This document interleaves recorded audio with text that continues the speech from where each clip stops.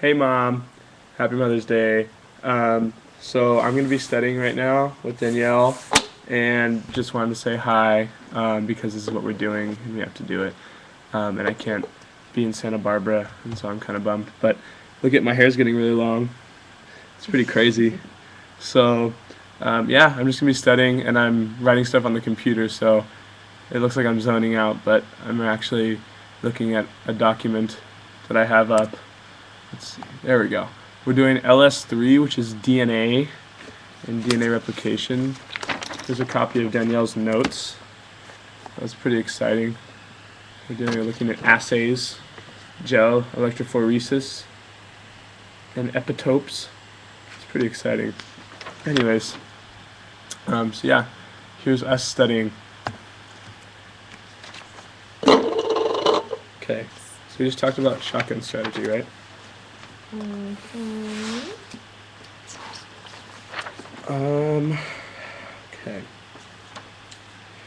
And that's random. Yes. Yeah. Because the scaffold, this is after you fluoresce the DNA. What are we talking about again? This is still Sanger sequencing, right? Yes. Sanger sequencing. Okay, so shotgun strategy is different because Sanger sequencing you do the whole genome, right? Yeah. And then shotgun is like different pieces and you piece it together. Wait, no, I think it is. Let's see. It says A technically partial. Okay, yeah, you're right. Partial assembly of large genome sequences. You're right. And it's random as opposed to Sanger, which is orderly, where you end up forming the scaffolds of the different pieces. Okay. So, I think this is potentially faster though, right? Shotgun. Yeah, he said that when they used it for the Human Genome Project, that it was more efficient or whatever. Okay. And then there's different fold coverages. So you have 1 kilobase, 5 kilobase, or 100 kilobases. Okay. So it's 1, 3, or 6 fold coverage. Which he said means like, if you have like a 3-fold coverage, that means that on average each genome is represented 3 times. Each genome represented 3 times. Okay. Wait. Like this one's 3-fold, and that one's 1-fold, and that one's 6-fold. And what does that mean exactly? That means like you have an average of each sequence is like represented 3 times. So there's like if it's 1-fold coverage, then you like might not have everything. Because that's like on average, everything's represented once. But that means if anything's represented twice, then it's not represented at all. So Yeah. 3-fold is good, 6-fold's better. Okay. Cool. Yes. Okay, and then pyrosequencing, also called cycle sequencing. Pyrosequencing, also called cycle. What do we know about that? It's called pyrosequencing because it's detected by the release of a pyrophosphate.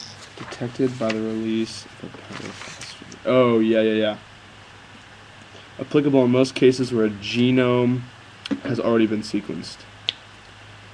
Shorter read required greater. Didn't we say this is like the technology of the future? Like, or do they already do this one? I think it's newer.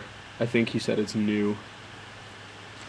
You have these minute beads, and then you have short oligonucleotides that ligate to a known sequence at one end.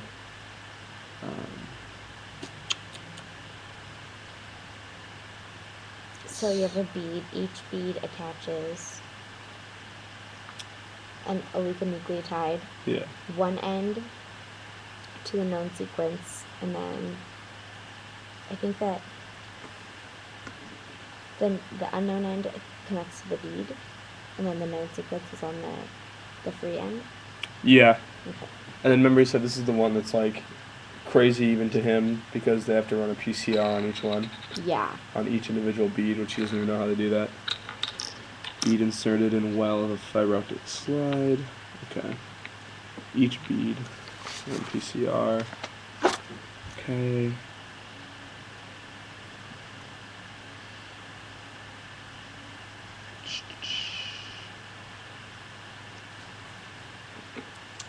Oh. I think.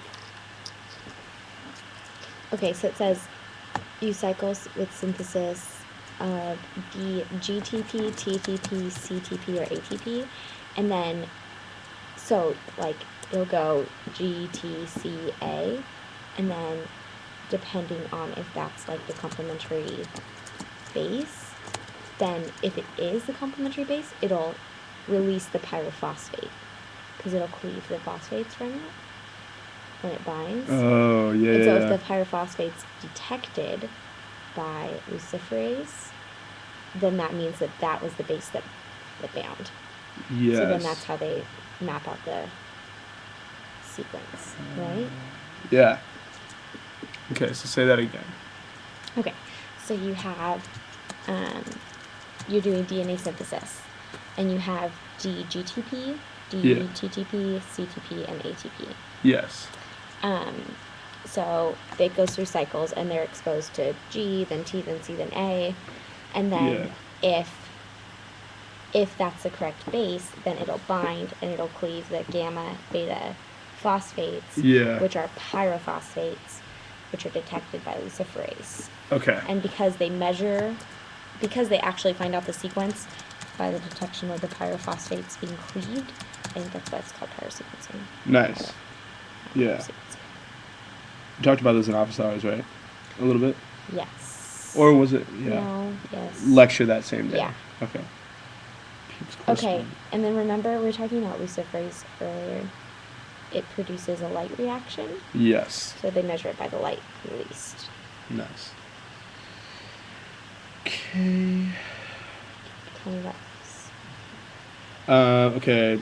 The peaks on the graph correspond to the quantity of the incorporated nucleotide. Let's see. Okay. Which makes sense. Amount of light is proportional to the number of nucleotides incorporated. Because they're measuring the light reaction produced by the luciferin. Okay. Then we go pyrosequencing of the Neanderthal genome. Let's see. What was the whole point of this again?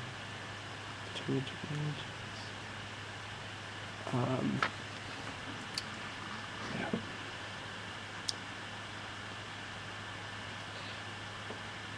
They said that they extracted the genome and sequenced it, right? Yes.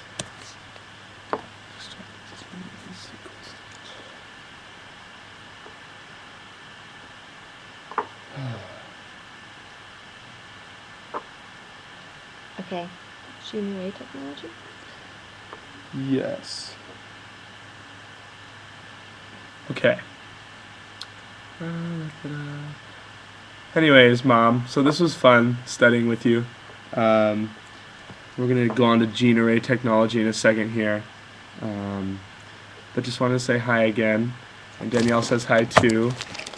She's right here. Hi, Karen. Happy Mother's Day. And so we're going to, I think, move on to fun other topics. And I will talk to you soon. And maybe you'll see other parts of my day too. So, love you. See ya.